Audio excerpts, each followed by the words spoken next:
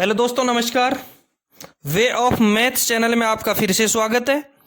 और आज इस वीडियो में लेके आया हूं पालघाट डिवीजन का 17 नवंबर 2021 को स्टेशन मास्टर का जो पेपर हुआ था उसका पेपर।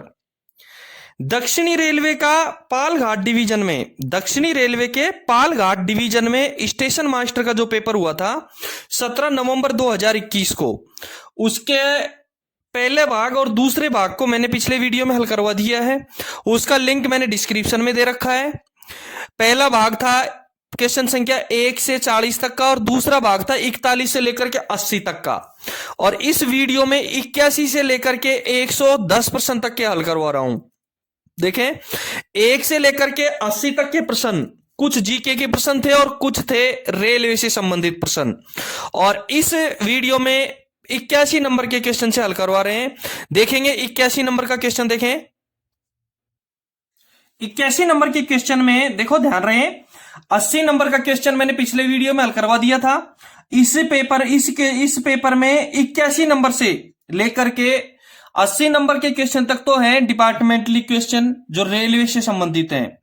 और अब 81 नंबर से जो क्वेश्चन शुरू होंगे वो है इंग्लिश के क्वेश्चन। 10 क्वेश्चन इंग्लिश के हैं पालघाट डिवीजन के, जो इस पेपर में 10 क्वेश्चन इंग्लिश के हैं 81 से लेकर के। देखेंगे 81 नंबर का क्वेश्चन। देखें, आई टेनिस एवरी डे। ए में प्ले दे रखा है, बी में प्लेइंग दे रखा है, सी में एम प्लेइंग और डी में एम प्ले दे रखा है। और प्ले का मतलब खेलना।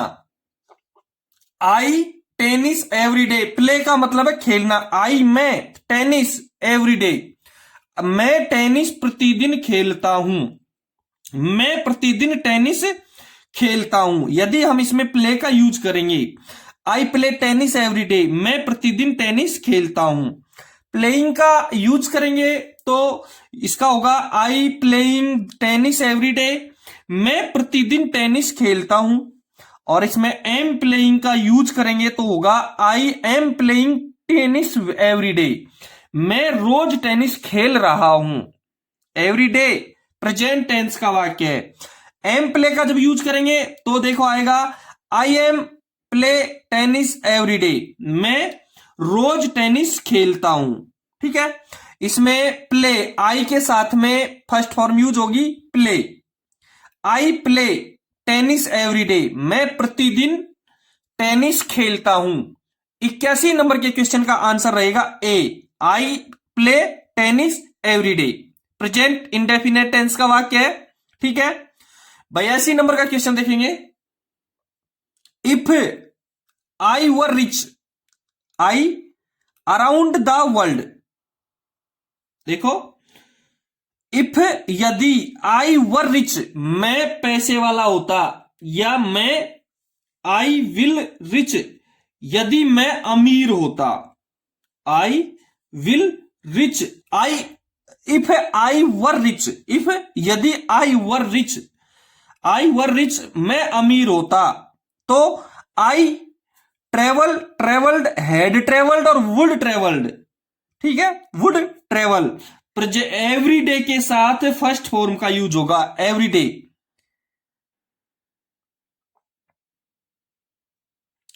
इफ वर रिच आई, वो एवरीडे ऊपर का है, उसके साथ फर्स्ट फॉर्म का यूज होगा। इसमें देखें 82 में, इफ आई वर रिच, यदि मैं अमीर होता, तो ट्रेवल अराउंड द वर्ल्ड, यात्रा करता दुनिया भर की, दुनिया भर में यात्रा करता, दुनिया भर में यात्रा करता। देखो, इसमें यदि हम ट्रेवल का यूज करेंगे, इसमें यदि हम ट्रेवल का यूज करते हैं तो यात्रा करते हैं फर्स्ट फॉर्म है, ट्रेवल्ड सेकंड फॉर्म है। इसमें इफ का मतलब है भविष्य, इफ का मतलब भविष्य है। यदि मैं पैसे वाला होता, और जब भविष्य का संकेत होता है तो वह वुड का प्रयोग होगा।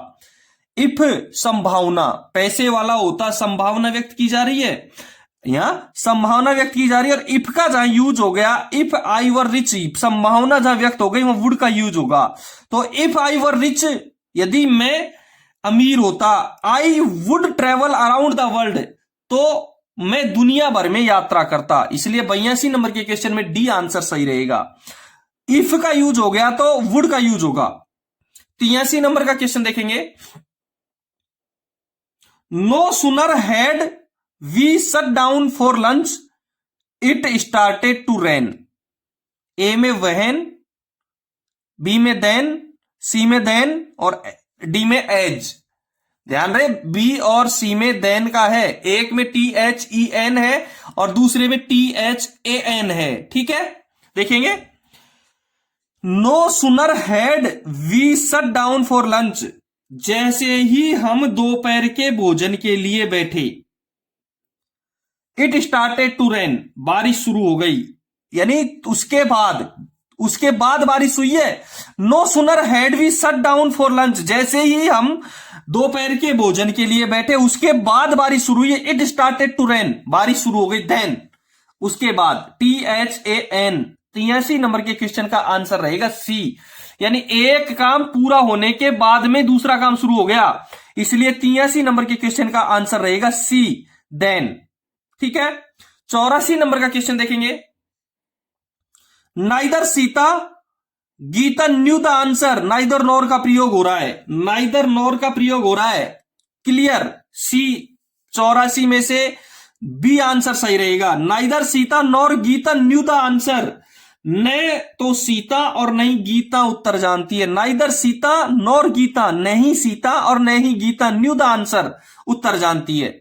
न तो सीता उत्तर जानती है और न गीता उत्तर जानती है, नाइदर नोर का यूज हुआ है। 84 नंबर के क्वेश्चन का आंसर रहेगा बी। 85 नंबर का क्वेश्चन देखेंगे।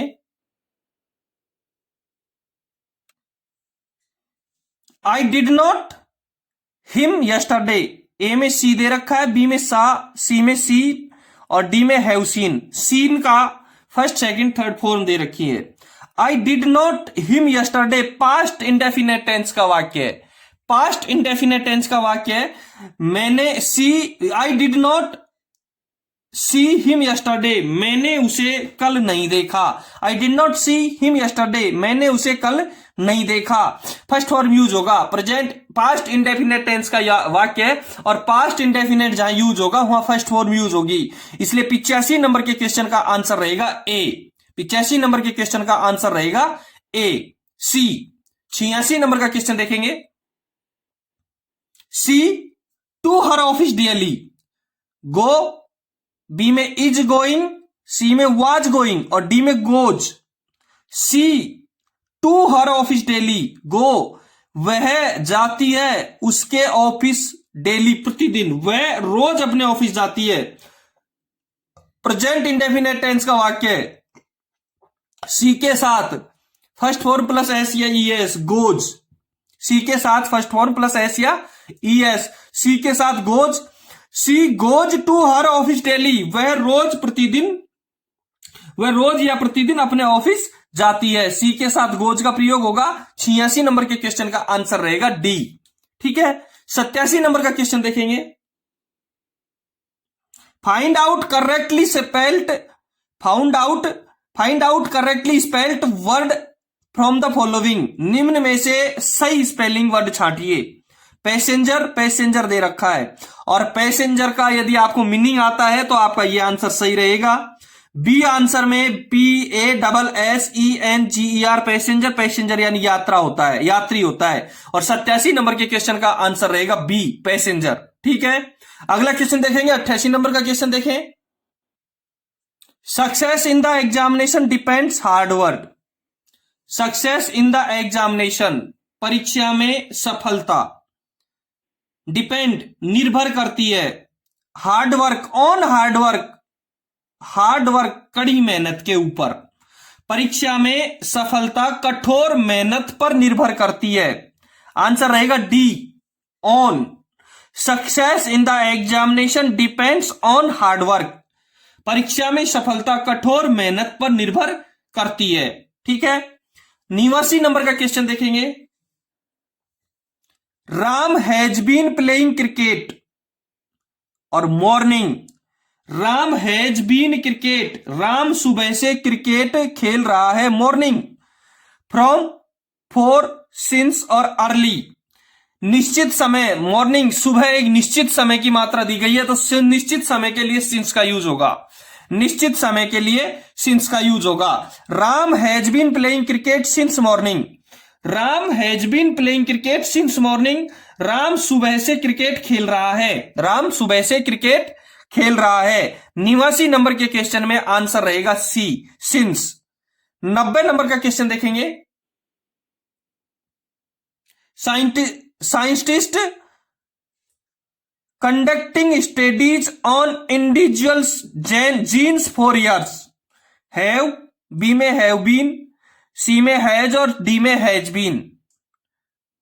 हेल्पिंग वर्ब का यूज करने के लिए दिया हुआ है। साइंटिस्ट, ध्यान रहे, वैज्ञानिक, conducting studies on individual genes for year.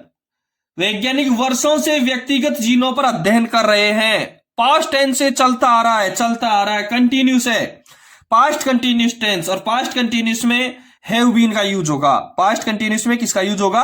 Have been का। Scientist have been conducting studies on individual genes for years. वैज्ञानिक वर्षों से व्यक्तिगत जीनों पर अध्ययन कर रहे हैं। वैज्ञानिक वर्षों से व्यक्तिगत जीनों पर अध्ययन कर रहे हैं। 90 नंबर के क्वेश्चन का आंसर रहेगा बी। दोस्तों, ये थे अंग्रेजी के 10 क्वेश्चन।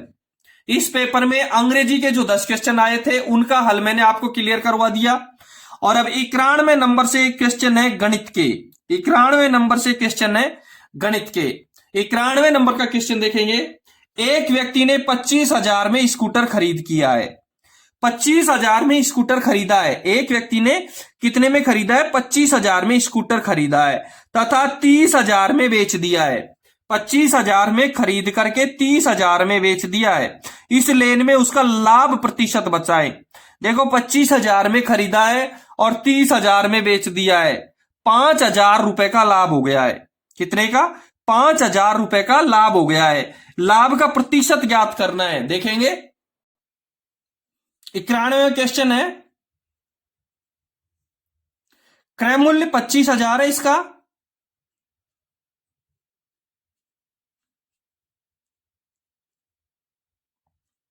और विक्रय मूल्य इसका है 30,000। ऐसे क्वेश्चन सरल क्वेश्चन है। ये कोई इंपॉर्टेंट इतने नए नहीं, महंगे नहीं है, मतलब जिसको आप याद नहीं कर सको। बाकी थोड़ा सा समझने की आवश्यकता है। विक्रय मूल्य 30,000 है, क्रय मूल्य 25, विक्रय मूल्य 30। 25,000 में कोई चीज खरीद करके 30,000 की बेच दी तो लाभ हो गया कितने का? 5,000 रुपए का। लाभ हो गया 5,000 रुपए का। अब हमको निकालना है इसका लाभ प्रतिशत निकालना है। लाभ प्रतिशत निकालना है और लाभ प्रतिशत का सूत्र होता है लाभ 5,000 बटे क्रय मूल्य 25,000 गुणा 100। 3 जीरो से 3 जीरो कट गई। 25 का भाग 100 में दिया, 4 बार गया, 4 को 5 से गुणा कर दिया, 20%। इसका लाभ हो गया 20%। साइकिल का, स्कूटर का लाभ हो गया 20%। 91 क्वेश्चन का आंसर रहेगा बी, 20%। यदि आपको सवाल में कोई दिक्कत है तो मेरे को कमेंट्स बॉक्स में जरूर कमेंट करना। 92 नंबर का क्वेश्चन देखेंगे। एक कार्य को 36 पुरुष 18 दिन में पूरा कर सकते हैं। एक काम को 36 पुरुष 18 दिन में पूरा कर सकते हैं, तो इसी काम को 27 पुरुष कितने दिनों में पूरा कर सकते हैं? इस कार्य को, एक कार्य को 36 पुरुष 18 दिन में पूरा कर सकते हैं, तो इसी कार्य को 27 पुरुष कितने दिनों में पूरा कर सकते हैं? देखेंगे इसको। 92 क्वेश्चन है। 36 पुरुष 18 दिन में पूरा करते हैं। 36 पुरुष 18 दिन में पूरा करते हैं। ध्यान रहे, 36 आदमी 18 दिन में पूरा करेंगे तो एक आदमी कितने दिन में पूरा करेगा इसको? 18 गुणा 36, 18 गुणा 36। लेकिन 27 पुरुष कितने दिन में पूरा करेंगे? इसमें भाग दे देंगे 27 का। 18 गुणा 36 बटा 27। 9 दूने 18, 9 तिये 27, 3 का भाग 36 में दिया, 12 तिये 36, 12 2 से गुणा हो जाएगा 24 दिन में। 27 आदमी कितने दिन में पूरा करेंगे? 24 दिन में पूरा करेंगे। आंसर हो जाएगा 92 नंबर के क्वेश्चन का आंसर हो जाएगा ए। 92 नंबर के क्वेश्चन का आंसर हो जाएगा ए। 24 आदमी पूरा करेंगे, 27 पुरुष कितने दिन में पूरा करेंगे? 24 दिन में। 27 पुरुष कितने दिन में पूरा करेंगे? 24 दिन में। ठीक है, 92 नंबर का क्वेश्चन पूरा हो गया। 93 नंबर का क्वेश्चन देखेंगे। 93 नंबर के क्वेश्चन में निम्नलिखित संख्याओं में 7 द्वारा विभाजित संख्या कौन सी है? अब मैं इससे पहले आपको एक भाजकता का नियम समझाना चाहता हूं। भाजकता का नियम समझाना चाह रहा हूं 93 क्वेश्चन से पहले। 7 की भाजकता का नियम आप चाहे लिख सकते हैं। एक 7 की भाजकता का नियम है कि किसी संख्या के इकाई का अंक को दुगुना करके, किसी संख्या के इकाई के अंक को दुगुना करके शेष संख्या में से घटाए जाते हैं जब तक कि शेष संख्या 7 से कट न जाए तो वह संख्या 7 से पूर्ण भाज्य होती है। किसी संख्या के इकाई अंक को 2 गुना करके शेष संख्या में से घटाते जाते हैं जब तक कि शेष संख्या 7 से कट न जाए तो वह संख्या 7 से पूर्ण भाज्य होती है। 93 के पहले में देखेंगे हम। 93 के पहले का देखेंगे 477। नियम है कि इकाई के अंक को 2 गुना करके शेष संख्या में से घटा दो। इकाई का अंक 7 है, इसको 2 गुना करके शेष संख्या में से घटा दो। 47 में से 14 घटाएंगे। समझ में आ रहा है? किसी संख्या के इकाई के अंक को 2 गुना करके शेष संख्या में से घटा दो। 7 में से 4 गए तो 3 और 4 में से 1 गया तो 3। 33 में 7 का भाग नहीं जाता है, तो ये 477 में भी 7 का भाग नहीं जाएगा। 517 इकाई का अंक में से को दुगुना करो 14 और इसको शेष संख्या 51 में से घटा दो। 11 में से 4 गए तो 7, 4 में से 1 गया तो 3। 37 में 7 का भाग नहीं जाता है, इसीलिए यह भी 7 से विभाजित नहीं है। सी में ऑप्शन में 625 है, वो देख लो। इकाई का अंक 10 है, 10 को 62 में से घटाएंगे तो 52 हो जाएगा और 52 में 7 का भाग नहीं जाएगा, इसलिए यह भी ऑप्शन गलत है, इसलिए भी 7 से विभाजित नहीं है। 672 है, 672 में 2 का दुगुना 4, 4 को 67 में से घटाएंगे तो 63 आएंगे और 63 में 7 का भाग 9 बार जाता है, इसलिए 93 का आंसर रहेगा 672। निम्नलिखित संख्याओं में 7 द्वारा विभाजित संख्या 672 है। मैं भाजकता का नियम आपको एक बार बोल करके समझा देता हूं कि किसी संख्या के इकाई के अंक को 2 गुना करके शेष संख्या में से घटाते जाते हैं जब तक कि शेष संख्या 7 से कट न जाए तो वह संख्या 7 से पूर्ण भाज्य होगी। 93 का आंसर हो गया डी। 94 नंबर का क्वेश्चन देखेंगे। 261 भाग x, जिसको कुछ नहीं दे रखा है हम x मान लेते हैं, गुणा 15 प्लस 270 बराबर 405। देखो इसको कैसे हल करेंगे। 94 94 261 भाग x गुणा 15 प्लस 270 बराबर 405। ठीक है, 261 बटा x, भाग के चिन्ह की जगह हम नीचे लिख सकते हैं, गुणा 15। 270 इधर प्लस का उधर जाएगा माइनस का हो जाएगा, बराबर 405 माइनस 270। कोई दिक्कत हो तो कमेंट्स करके जरूर बताना। 261 बटा x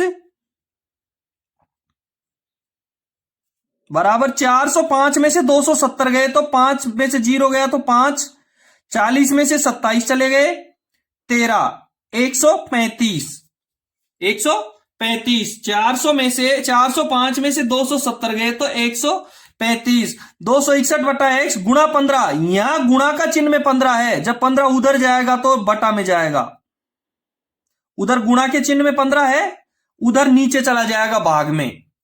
15 का भाग 135 में दिया, 15 9 के 135, 261/x बराबर 135/15, यानी 261/x बराबर 9 हो गया। 261/x बराबर 9, तो 261/x बराबर 9, x 9 से गुणा हो जाएगा, 261 इसके नीचे के 1 से गुणा हो जाएंगे, यानी कि 9x बराबर 261 हो जाएगा। तो x बराबर 261/9, x बराबर 261/9, 9 का भाग 261 में दिया, 9 चौके 9 तिये 27, 27 ज्यादा हो गए, 9 दूने 18, 9 दूने 18 और 9 दूने 18 हो गए, बच गए कितने 8 और 9 9 के 81, 29, x का मान 29 प्राप्त हो गया। x का मान कितना प्राप्त हो गया 29 प्राप्त हो गया। 94 नंबर का आंसर रहेगा 29। 94 क्वेश्चन का आंसर हो गया सी, 29 इसका आंसर हो गया। देखेंगे 95 नंबर का क्वेश्चन।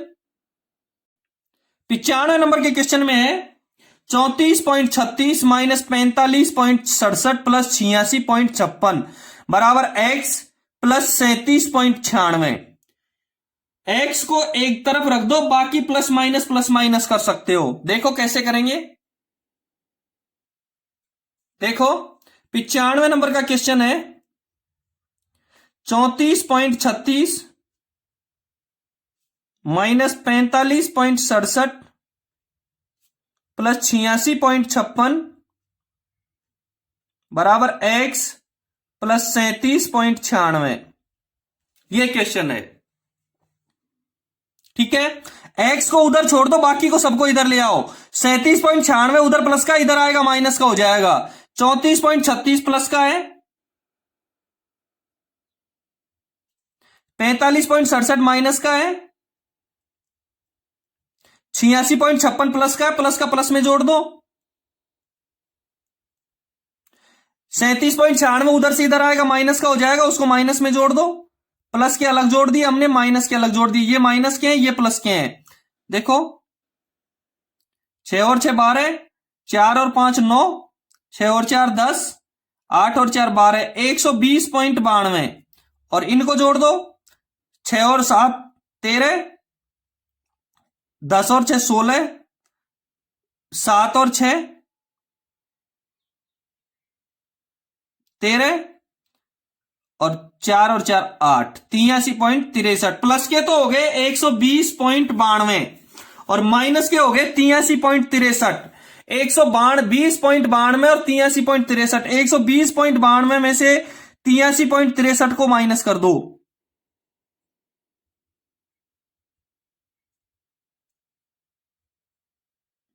बारह में से 3 गए तो 8 बच गए, 8 में से 6 गए तो 2 बच गए। 0.28 आ रहा है क्या किसी में? सॉरी, 92 में से 3 गए तो 9 बचेंगे। 12 में से 3 गए तो 9 बचेंगे, 8 में 6 गए। 2.29 किस में आ रहा है? तीनों में आ रहे हैं, ABC में। तो ABC तीनों में तो मुश्किल है, आगे हल करेंगे इसको। 10 में से 7 3 गए तो 7 बच गए। 7.29 37.29 सी में आ रहा है। सी इसका आंसर सही रहेगा, आगे हल करने की जरूरत ही नहीं है। 37.29 इसका आंसर सही रहेगा और यहां भी 3 ही बचेंगे।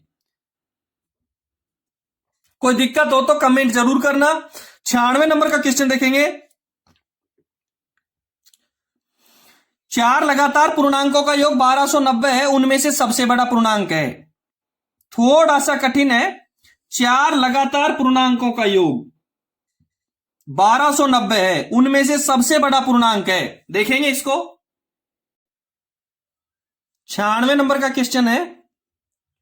4 लगातार पूर्णांक, पहला पूर्णांक हम x मान लेते हैं, दूसरा पूर्णांक x प्लस 1 हो जाएगा। हर पूर्णांक ज्ञात करने के लिए 1 जोड़ते जाएंगे। तीसरा पूर्णांक x प्लस 2 और चौथा पूर्णांक x प्लस 3। सबका योग, पहला पूर्णांक x, दूसरा पूर्णांक x प्लस 1, तीसरा पूर्णांक x प्लस 2 और चौथा पूर्णांक x प्लस 3। सबका योग 1290 है।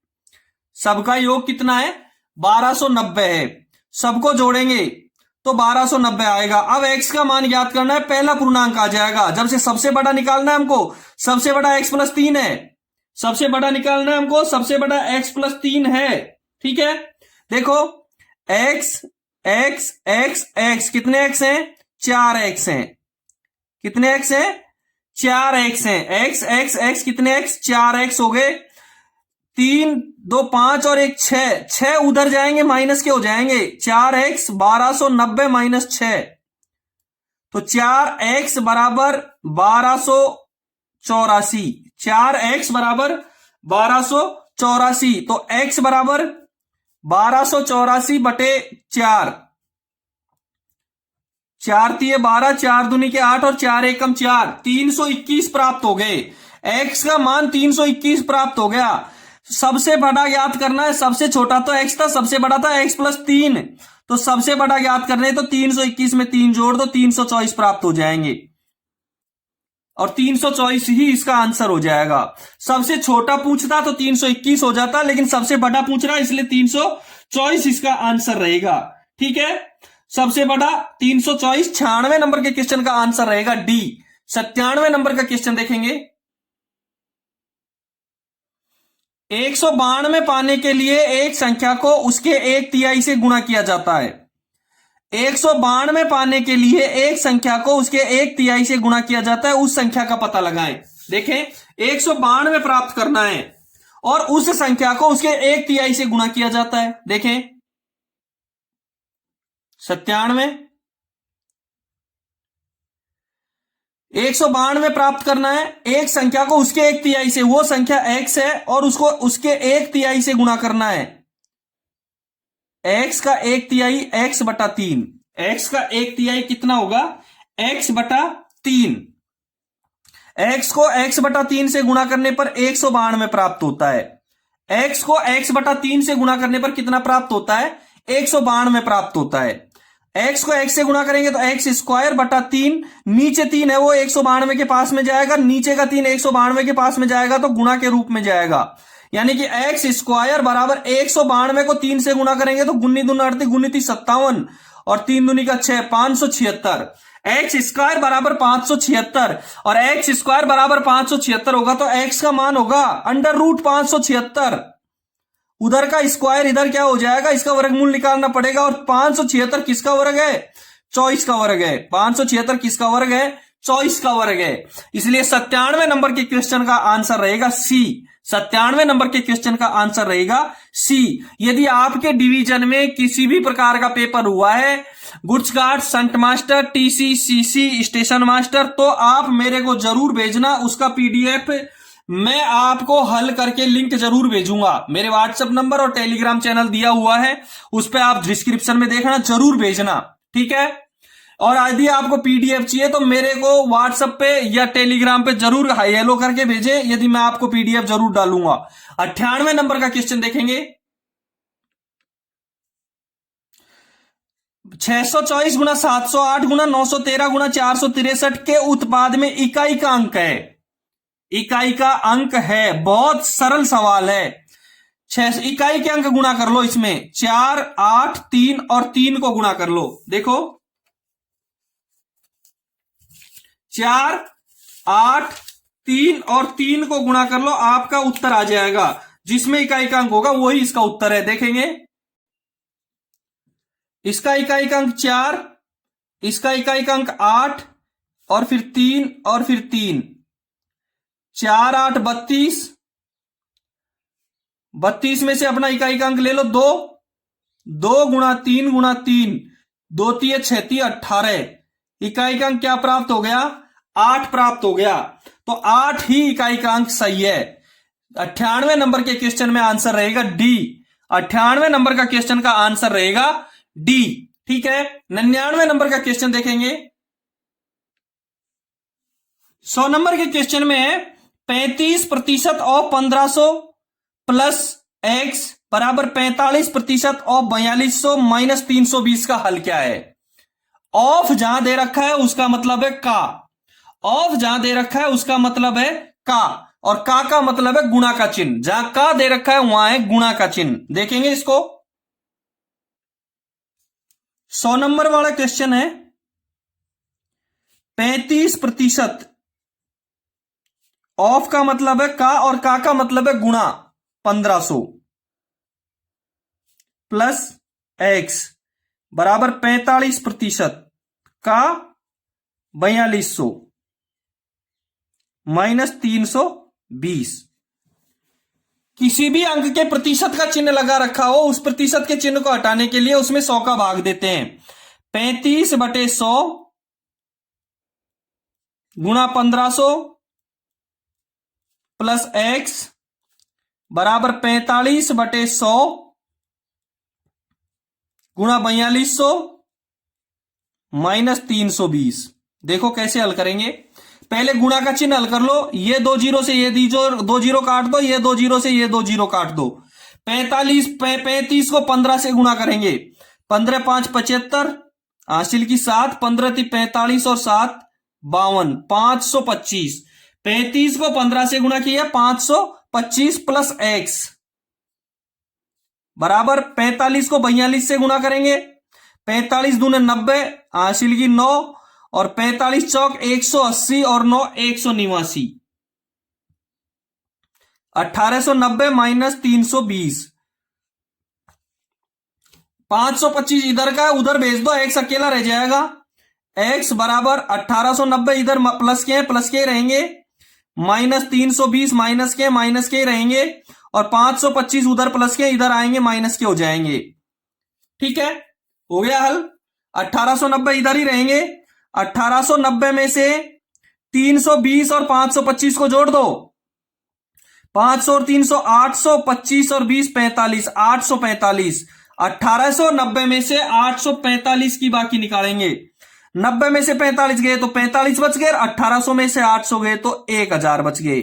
1045 क्वेश्चन का आंसर रहेगा डी। 100 नंबर के क्वेश्चन का आंसर रहेगा डी। 1045 100वें क्वेश्चन का आंसर रहेगा डी। ठीक है, 91 से लेकर के 100 तक मैंने हल करवा दिए आपको।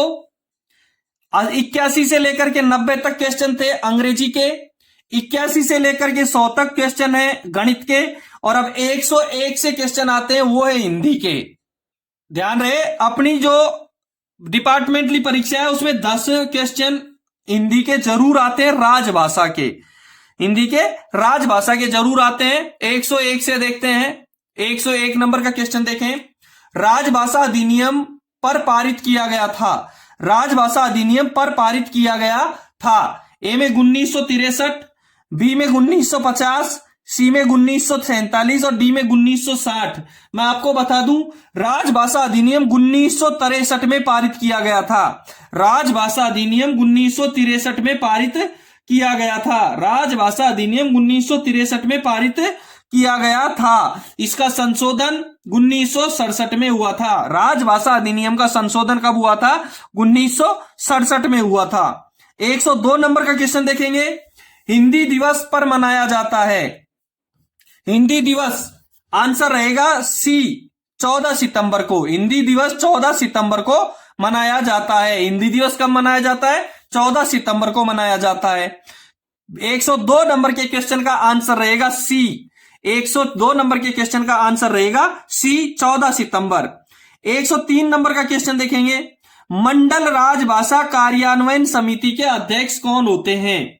मंडल राजभाषा कार्यान्वयन समिति के अध्यक्ष कौन होते हैं? ए में दे रखा है जीएम, बी में दे रखा है डीआरएम, सी में दे रखा है सीनियर डीओम और डी में दे रखा है राजभाषा अधिकारी। और डिवीजन का जो राजभाषा कार्यान्वयन समिति होता है उसका अध्यक्ष होता है DRM, DRM, division rail manager. ठीक है, मंडल रेल प्रबंधक मंडल राजभाषा कार्यान्वयन समिति का अध्यक्ष होता है। 104 नंबर का क्वेश्चन देखेंगे। 104 नंबर के क्वेश्चन में मैनुअल, कोड, फॉर्म, नोटिस आदि में मुद्रित या साइक्लोस्टाइल रूप होना चाहिए। में मुद्रित या साइक्लोस्टाइल रूप होना चाहिए। ध्यान है, ये क्वेश्चन है वो सियालदा का एक गुड्स गार्ड का पेपर हुआ था 2022 में। सियालदा का गुड्स गार्ड का पेपर हुआ था 24 दिसंबर 2022 में। उस पेपर में भी आया था। 104 नंबर का जो क्वेश्चन है वो सेम पूर्वी रेलवे के सियालदा डिवीजन में 24 दिसंबर 2022 को एक पेपर हुआ था। सेम क्वेश्चन उसमें आया था। और 104 नंबर का क्वेश्चन का आंसर रहेगा C, Hindi and English. 104 number के क्वेश्चन का आंसर रहेगा C, Hindi and English. Manual, code, form, notice आदि में हिंदी और अंग्रेजी में मुद्रित या साइक्लोस्टाइल रूप होना चाहिए। 104 नंबर का क्वेश्चन रहेगा सी, क्वेश्चन का आंसर रहेगा सी। 105 नंबर का क्वेश्चन देखेंगे। क्षेत्र ए में केंद्र सरकारी कार्यालयों, क्षेत्र ए में केंद्र सरकारी कार्यालयों का मूल पत्राचार में होना चाहिए, किस भाषा में होना चाहिए? और इसका आंसर होगा हिंदी, इसका आंसर होगा हिंदी। 105 नंबर के क्वेश्चन का आंसर है हिंदी। क्षेत्र ए में केंद्र सरकारी कार्यालयों का मूल पत्राचार हिंदी में होना चाहिए, ठीक है। 106 नंबर का क्वेश्चन देखेंगे। आधिकारिक भाषाएं संविधान के किस अनुसूची में शामिल हैं? आधिकारिक भाषाएं संविधान के किस अनुसूची में शामिल हैं? इसका आंसर हो गया 8। आधिकारिक भाषाएं संविधान की 8वीं अनुसूची में शामिल हैं। ध्यान रहे, संविधान में 12 अनुसूचियां हैं, जिसमें 8वीं अनुसूची में आधिकारिक भाषाएं हैं और आधिकारिक भाषाओं की संख्या 22 है। मैं आपको एक बार बोल करके बता देता हूं 22 भाषाएं कौन कौन सी हैं। असमिया, उड़िया, उर्दू, कन्नड़, कश्मीरी, कोंकणी, गुजराती, डोगरी, तमिल, तेलुगु, नेपाली, पंजाबी, बांग्ला, बोडो, मणिपुरी, मराठी, मलयालम, मैथिली, संथाली, संस्कृत, सिंधी व हिंदी। ये भाषाएं 22 भाषाएं हैं जो भारतीय संविधान की 8वीं अनुसूची में सम्मिलित की गई हैं, ठीक है। 107 नंबर का क्वेश्चन देखेंगे। कौन से 2 राज्य सी क्षेत्र के अंतर्गत आते हैं? कौन से 2 राज्य सी क्षेत्र के अंतर्गत आते हैं? मैं आपको एक बार बता देता हूं कि भारत को 3 क्षेत्र में बांटा गया है। राजभाषा की दृष्टि से भारत को 3 क्षेत्रों में बांटा गया है, और 3 क्षेत्रों में कौन कौन से क्षेत्र हैं? ए, बी और सी। हिंदी में कहें तो कै, खे और गे। मैं आपको बता देता हूं कौन कौन से हैं वो। आप स्क्रीन पर देखें, कै, खे और गे तीनों क्षेत्रों में बांटे गए हैं। कै में है बिहार, हरियाणा, हिमाचल प्रदेश, मध्य प्रदेश, छत्तीसगढ़, झारखंड, उत्तराखंड, राजस्थान, उत्तर प्रदेश तथा अंडमान निकोबार द्वीप समूह और दिल्ली। कै क्षेत्र में ये क्षेत्र हैं। खे क्षेत्र में राजभाषा की दृष्टि से जो दूसरा भाग है, खे भाग खे, उसमें है गुजरात, महाराष्ट्र, पंजाब तथा चंडीगढ़, दमन और दीव तथा दादरा नगर हवेली, ये खे क्षेत्र में है। और शेष है वो गे क्षेत्र में है। वो कौन कौन से हैं? उड़ीसा, बंगाल, आसाम, अरुणाचल प्रदेश, नागालैंड, मेघालय, मणिपुर, त्रिपुरा, मिजोरम, तमिलनाडु, तेलंगाना, कर्नाटका, आंध्र प्रदेश और केरला, ये गे क्षेत्र में है। आपको क्लियर हो गया कै, खे और गे क्षेत्र में कौन कौन से हैं? अब चलते हैं 107 नंबर के क्वेश्चन पर, देखेंगे। 107 नंबर में ए में यूपी और एपी दे रखा है, उत्तर प्रदेश और आंध्र प्रदेश। उत्तर प्रदेश कै क्षेत्र में आता है, आंध्र प्रदेश गे क्षेत्र में आता है। बी में तमिलनाडु और गुजरात दे रखा है, तमिलनाडु गे क्षेत्र में आता है, गुजरात बै क्षेत्र में आता है।